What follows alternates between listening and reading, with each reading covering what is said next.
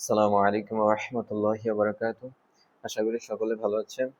তো আজকে আমি যে বিষয়টি নিয়ে আলোচনা করব সেটা হচ্ছে যে দেখেন, আমাদের সামনে যখন একটা কাজ আসে বা একটা জিনিস আসে, তখন আমরা ২ টা বিষয় নিয়ে চিন্তা করি।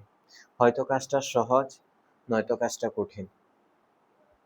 তো যদি আমরা কাজটাকে সহজ মনে করি, আমাদের ব্রেন আমাদেরকে একটা সিগন্যাল দেয় যে তুমি কাজটা করো। যদিও তুমি হেরে যাও, তারপরেও একবার ট্রাই করে দেখতে পারো, যেহেতু কাজটা সহজ। আর যদি কাজটাকে আমরা কঠিন মনে করি, তখন আমাদের ব্রেন বারবার সিগন্যাল দেয় যে তুমি কাজটা করো না, তুমি এই কাজটা করলে হেরে যেতে পারো। তো কোনো কাজ যখন আমাদের সামনে আসে, তখন আমরা সেটাকে সহজ বলতে হবে।